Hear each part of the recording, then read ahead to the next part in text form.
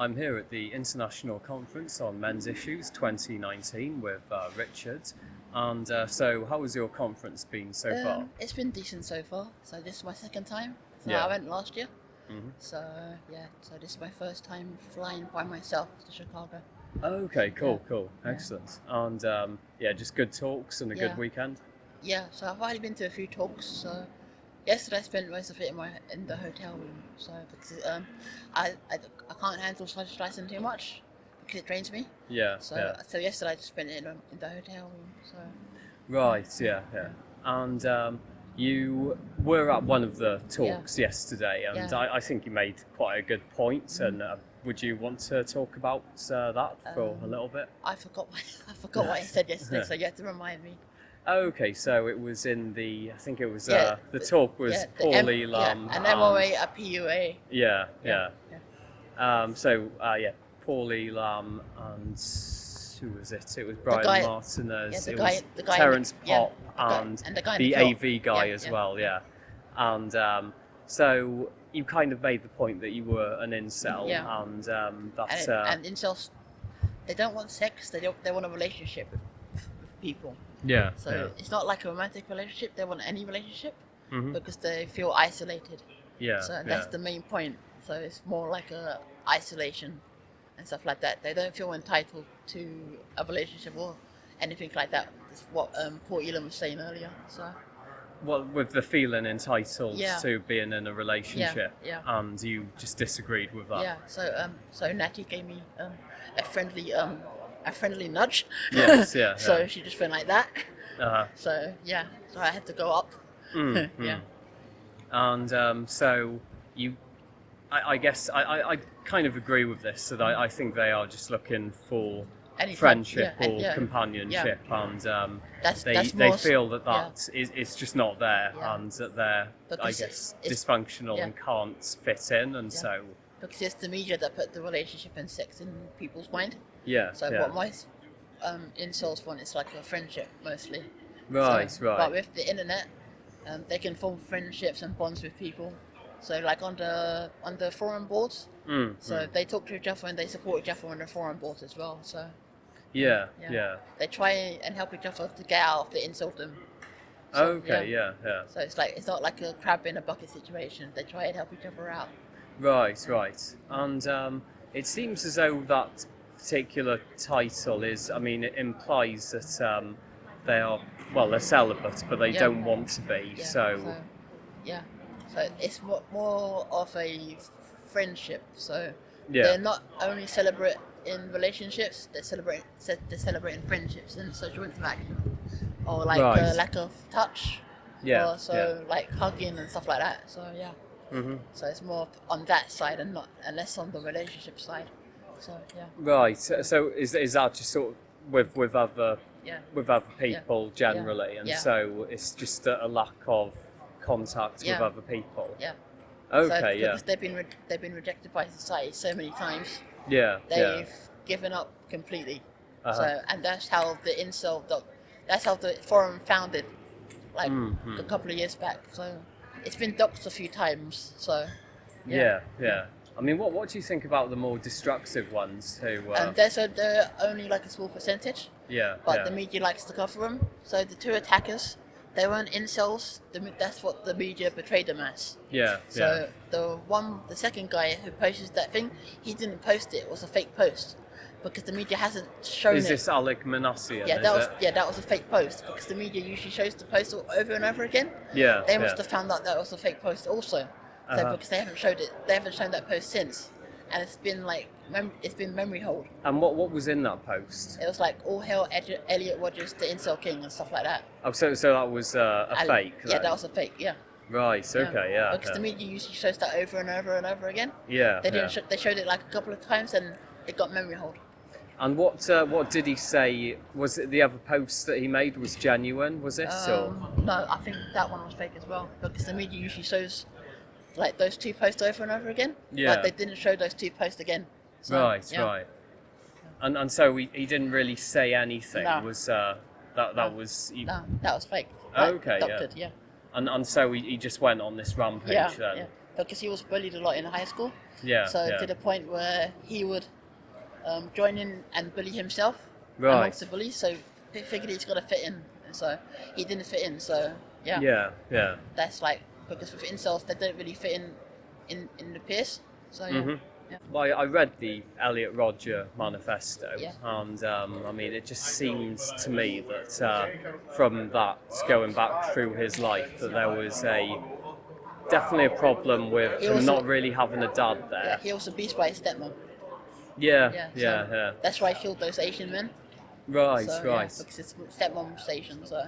And it was kind of quite a nasty relationship with his stepmom, and they didn't have kind words for each other.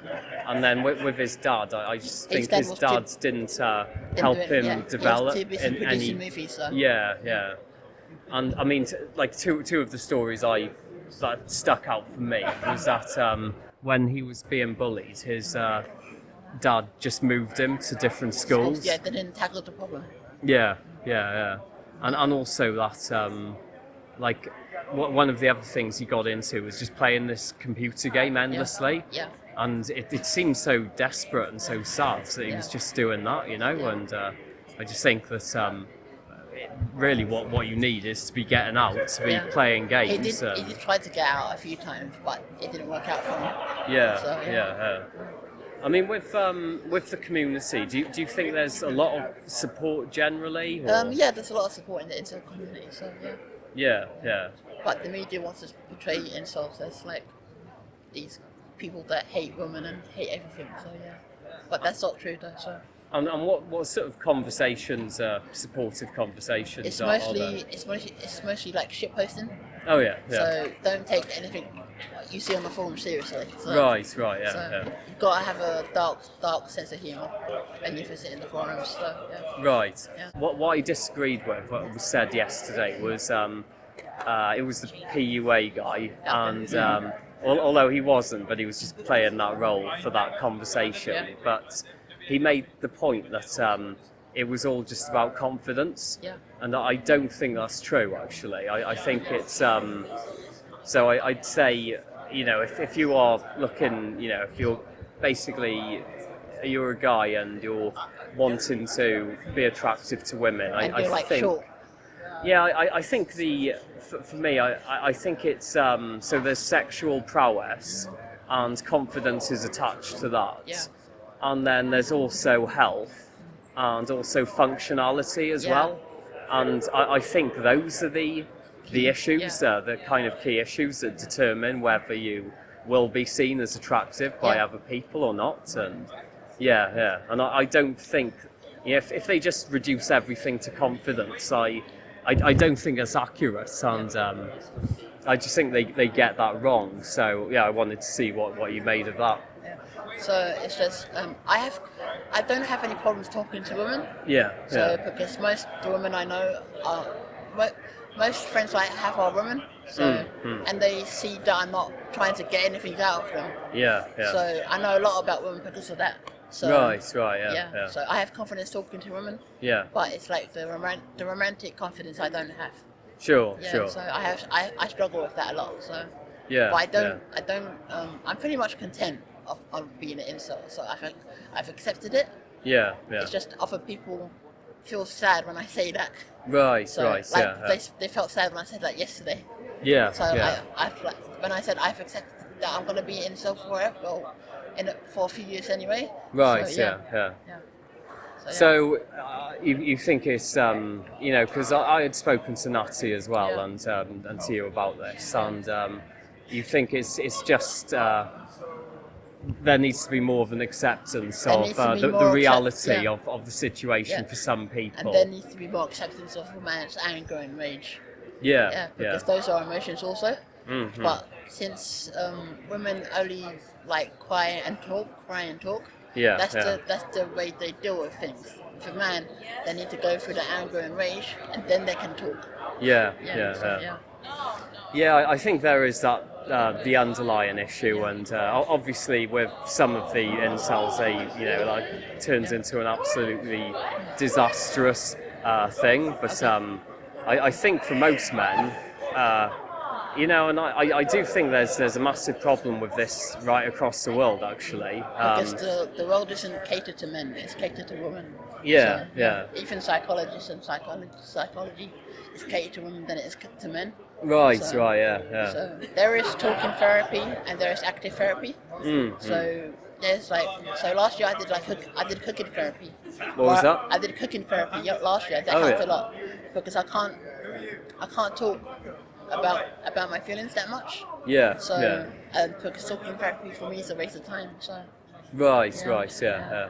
What does it feel like if you do it? It feels like I'm doing something productive when I'm doing the cooking therapy. But if you're talking about your feelings, then I'm not getting anything done. Right, Yeah, right. Yeah. What? Just because it never contributes to anything? No, or? it's just like I'm talking for the sake of talking. So Okay, yeah. if it doesn't have a purpose, I mean, I was just going to say that I think that there is this massive problem of certainly amongst millennials, Japanese people. Yeah.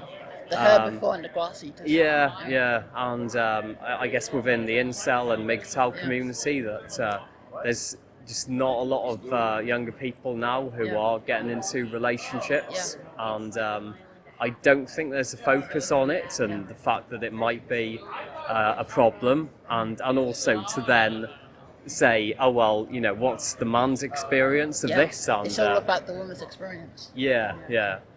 And I mean, certainly, like with my own life, I've sort of, I guess I'm MGTOW, and I mean, But you can be in a relationship and be MGTOW at the same time. Yeah. I mean, I kind of think it's a more positive term, I'd say, than incel. That's my, why I like that term. Like a mud word now. So. Well, it's not. I don't think it's a positive term. I just think it's I adopted it like a few years ago, so.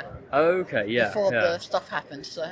Right, yeah. Because it's been in circulation since the 90s. Yeah. I first discovered the word back in 2010, so I looked it up on Google and it said info celibacy. So that's why I identified that. So. Sure. Yeah. I mean, my just my interpretation of it was that the times I've wanted to talk about, MGTOW, about, sort of these issues that I'm not really listened to. Yeah. And I think that's general. But you get a good crowd at Speaker's Corner, though. Oh, yeah. I suppose I don't like to go on too much about my own issues there, because I am accused of whining if I do that, and they would be right, in a way. That if I'm talking to a big audience about my own problems, there is something that's not nice about that. But it's other situations actually where I'm talking to other people individually, and I just feel, and this applies to the anti-feminist and the, all of that stuff as well. I just kind of feel that they don't want to listen, and they're very much, very quick to give advice. And it's like, I don't want you to give advice, That's what they tried to do to me yesterday. Right, yeah. Just trying to pigeonhole you, give you advice, and then say problem solved. This is how you get like a woman, and this is how, and stuff like that. So like I said before, I'm comfortable around women. Around a woman, it's just the romantic side I can't. Right, yeah. But you've done a few talks like the one, the interview you're doing with me now. You've done a few other similar ones in the past and stuff. Yeah, so I've done one with the guy, Blind Spot. Oh yeah. I've done one with that guy. Excellent, yeah. And I mean, even though you didn't like the idea of talking about this in therapy, I mean, does it help if you do it as a sort of media appearance? Yeah, because my therapist mentioned toxic masculinity, and I just did a big face palm. Oh, okay. in the thing. Did she mention the idea? He mentioned it. Okay, so, right, yeah. Yeah, that's a bit of a red flag, I think. Especially for any kind of anti-feminist in a therapeutic setting. So my ears kind of like, uh-oh. Okay, well that's pretty good. I mean, was there anything else you wanted to talk about? Was there anything you wanted to? I'll be at Messages for Men in November, so. You're talking yeah, there, I'm talking is it? there. Yeah. So Okay. they're gonna have me on near the end. Right, Because right. my thing's gonna.